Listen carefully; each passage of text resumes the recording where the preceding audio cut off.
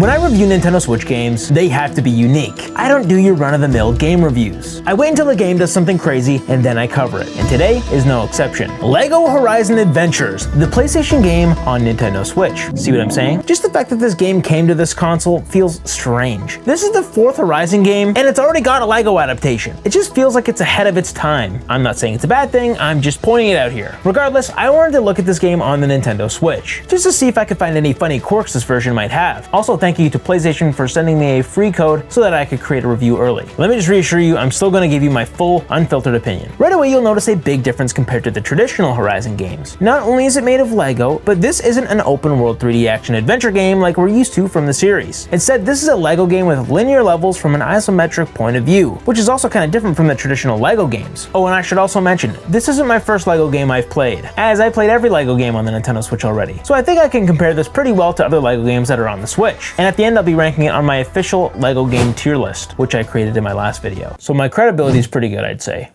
So here we have Horizon game in LEGO style. Just like most other LEGO games, this is very goofy writing. This game condenses the story and takes a more kid-friendly and funny approach, and differs very much from the overly serious story from the original games. This is a story retelling the first game's plotline. It's funny because I just started playing the Horizon series with the PS5 remaster released 2 weeks ago. Having played the original game recently, I can clearly spot what they changed in this LEGO adaptation. Like in this game, the focus on Aloy's head is just given to her instead of her stumbling into it when she was a child. In fact, a lot of the drama and major plot points from the first game are either completely missing or condensed so much that it might actually be a little confusing if you haven't already played the OG games. All that aside, a LEGO version of Horizon isn't really something anyone really expected to happen. Guess we had a little tease when they announced the LEGO Tonelec set in 2020, but still, who knew that this would become a game? Also, just look how cool this is. That's freaking sweet. The concept for this game never really made sense to me. This isn't really that big of a franchise. They only have 2 major game releases as well as a decent PSVR 2 game. A LEGO adaptation doesn't seem very warranted. It's interesting that PlayStation chose this IP instead of a more widely known franchise like Ratchet and Clank, or heck, even Uncharted. That series at least has a movie. First off, you can choose your difficulty, and if you've played any LEGO game, you'll know difficulty isn't really an issue with a lot of them. So here I'm playing this in the middle difficulty because I'm just an average guy enjoying games. Also, I hate when games make me mad. As mentioned, once you get into this game, you'll be going through linear levels trying to collect in-game currency known as studs, defeating scary robot animals, and of course, uncovering the story of Horizon. In between levels, you'll also be building up Mother's Heart. This is the main hub which you can customize to your liking as you complete the story. After each level, you get gold bricks. The more gold bricks you get, the more customizations you unlock. Here you can also choose different LEGO figures and customize them in classic LEGO fashion. And of course, throw people, because I like to throw people. These custom outfits and different figures are even from other LEGO series like LEGO City and Ninjago. You can also find piles of bricks scattered throughout the levels, which gives you studs when you build with them. Additionally, there are chests randomly placed in each level to encourage exploration. You can use studs to purchase figure skins, decorations, and unlock upgrades for your characters. During the levels, you'll find rogue robots and silly people who think they have a chance against you. In the Horizon series, each robot has a weak spot that you should aim for. Hitting the weak spots will result in dealing more damage, and that's carried to this game as well. There are also environmental elements to play with, like fire. You can use the fire to burn things like grass to get to new pathways, and of course, destroy robots. There's also other elements that you might come across, like electricity and ice too. Not only that, but through the levels, you can get these power-ups. You can use power-ups like boost boots to double jump and damage the enemies underneath you, and heck, it'll even ignite them as well. Or bows to shoot multiple arrows at a time. These power-ups are given to you throughout the level and as you destroy these big hunky animatronics. And depending on the character you're playing as, the power-ups might vary. One thing I feel is missing in this is the melee attacks and close combat mechanics like dodging. I find it weird that Aloy doesn't use her spear, as that's a core element of the main games. Spears aren't completely gone because some other characters have them. The only real close combat is when you use the other power-ups. All combat is arrows and point and shoot gameplay, which actually stands out compared to other LEGO games. And I don't mind it. As your character levels up, they become stronger and gain various buffs, such as reducing damage taken by enemy projectiles or increasing health by earning an additional heart. Aloy is not the only one with upgrades, as the other playable characters with different movesets can also upgrade and get buffs as well. Speaking of other characters, we can't forget about co-op. The funny thing is, the Horizon series is known for not having the most memorable cast of characters, and it's because of this that I really only wanted to play as Aloy. It's the only character in the series that I actually care about. It's cool to see some LEGO adaptations of some characters, but that's only if I remember who they were from the original games. The co-op experience is pretty fun.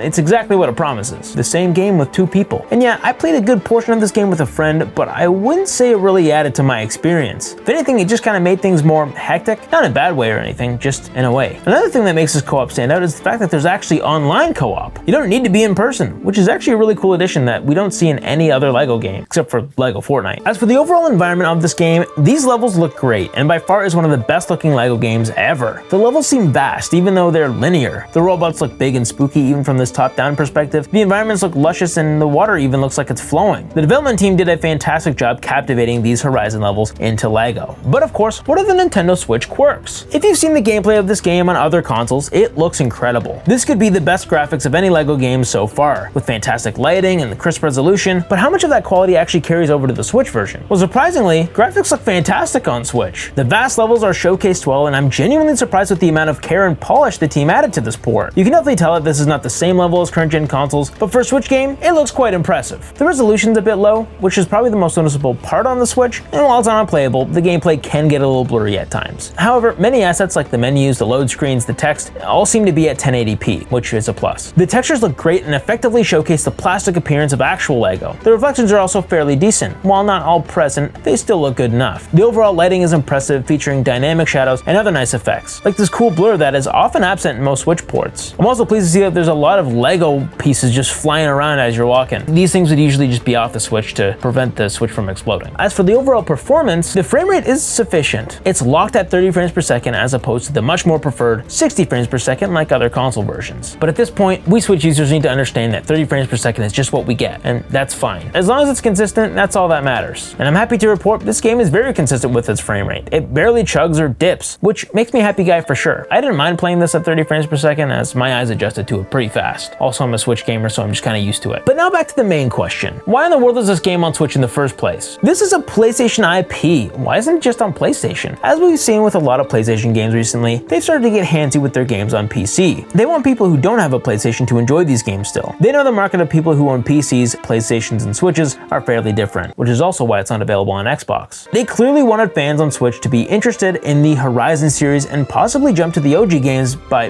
buying a PlayStation. Regardless, I'm fine with this game being on Switch, and it's something I want to continue seeing in the future. PlayStation on Nintendo consoles. And I'm sure if this goes well, we'll see a lot more PlayStation games on the Nintendo Switch successor, if that ever comes out. Overall, as a LEGO game and a Horizon game, this title is solid and serves as a good introduction to the Horizon series for those who aren't already fans. However, I find it interesting why someone would even be interested in this game if they're not already a Horizon fan. Even for existing fans, the game isn't particularly memorable and doesn't really add anything new. The basic characters you forgot about in the first game are still the same basic characters in the LEGO game. If you're considering buying this on Switch, keep in mind that if you're a Horizon fan, you likely own a PlayStation as well. It makes sense. So the appeal of this version mainly lies in the handheld experience. If you don't plan on playing this in handheld, I recommend opting for the PlayStation version. That said, if you do want a portable option, this is a great way to enjoy it. It's also amusing to see a PlayStation IP on Nintendo, and I don't think I'll ever get used to that. As a fan of LEGO games, I can confidently say this is probably the most polished LEGO game yet. The combat, environment, and sound all blend seamlessly, and it runs great on Switch. Also, interestingly, this isn't the first time Aloy has appeared on Switch, as she's also a playable character in Fortnite. Just thought I'd throw that out there. As for ranking it on my LEGO games tier list, I have to put this in S tier. This is definitely one of the best LEGO experiences yet. If you're willing to spend the money and you're interested in the Horizon games and LEGO games, well, give this a shot. If you want to see me play every LEGO game on Nintendo Switch, click here. Also consider becoming a channel member, liking, and subscribing. I'll see you in the next one. See you later.